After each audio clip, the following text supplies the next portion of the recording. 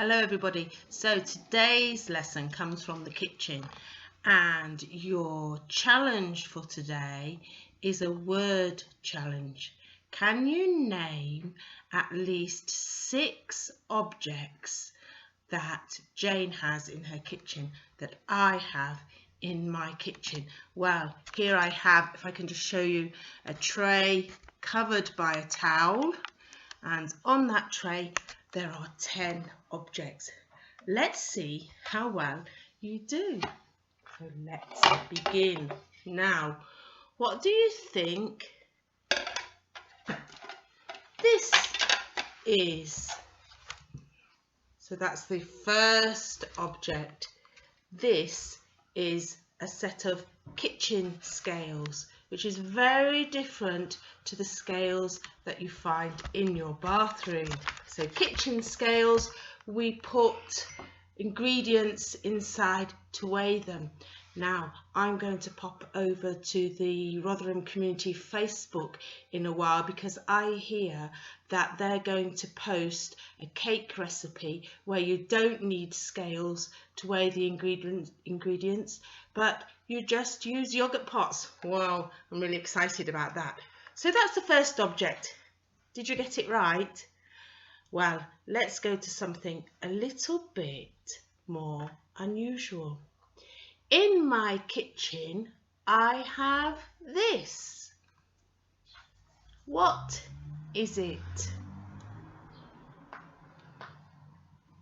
Yes, it's a knife sharpener. So we use these edges here to sharpen the knives, and that's very important when you're cutting meat and ingredients that you need to cut rather than tear, so you need to work with sharp knives. So this is a knife sharpener. Did you get that right? Well, let's have a look at the third object. The third object in my kitchen is a tin. What do you think might be inside? Let's have a look. Well, can you see there? It's a tin that contains tea leaves. So we call it a tin of tea.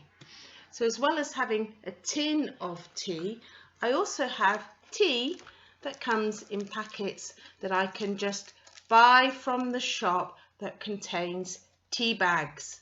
So in my kitchen you will find tea that is tea leaves and tea bags. I wonder which ones you use. Now, did you get that right? I think that was quite easy, wasn't it? Now, I hope many of your ladies will get this one correct. What's this from my kitchen? Yes, it's a rolling pin. So this is the rolling pin I use for baking. Rolling pin. Now, we only have 5 objects left. How are you doing? Did you get them all correct so far? Well, I know you're going to get the next one correct because we're using these a lot. And many years ago, we just used to call them marigolds. But rubber gloves that you use in the kitchen when you're protecting your hands. When you're doing what? Do you use these for baking? Do you use these for making tea? No, that would be silly, wouldn't it? We use these when we're cleaning, when we want to protect our hands. Excuse me. Now, there are 4 objects left. So shall I start with an easy object or a hard object? Well, I think I'm going to leave this one to last because you can see the top of it and you might be wondering, what's that? And I'm going to do the next 3 easy objects. Let's see. I think you'll get this one correct. So on my tray, I also have an object from my kitchen that looks like this. Yes, scissors.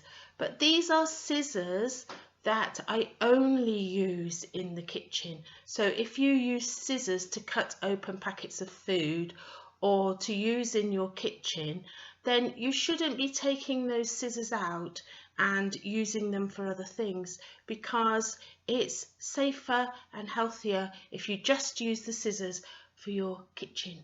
So, did you know that we call this a pair?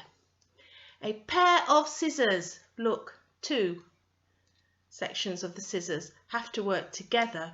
So we say, pass me the scissors, but the actual wording is pair of scissors. So that's the scissors from my kitchen. And that leaves me two of my favourite objects, and this one here that I wonder if you will guess correctly. My first favourite object from my kitchen, what's this? Can you guess? Yes, it's a milk jug.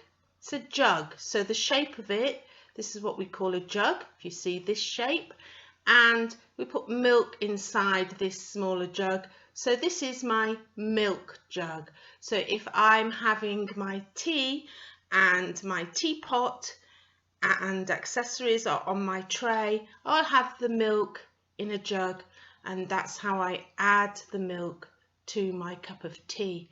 I don't always pour the milk straight from the milk bottle. So this is a milk jug that you'll find in my kitchen. Now, to accompany, so that means to go with, to accompany my milk jug, I have this. So if this goes on the tea tray as well, what do you think it is? It has a lid. And look, the lid has a section that's like a hole that allows a spoon to be placed inside. So what do you think this is? Yes, it's the sugar bowl. So I would put sugar inside here and the spoon would go inside the sugar bowl. And if I was having my tea on a tea tray, I would have a teapot, my milk jug and my sugar bowl, and we would be able to add milk and sugar in that way. Well, do you know that means that we only have one object left to guess from Jane's kitchen. So I'm going to pick up this object. What do you think that is? Can you guess what that might be just by looking at the top?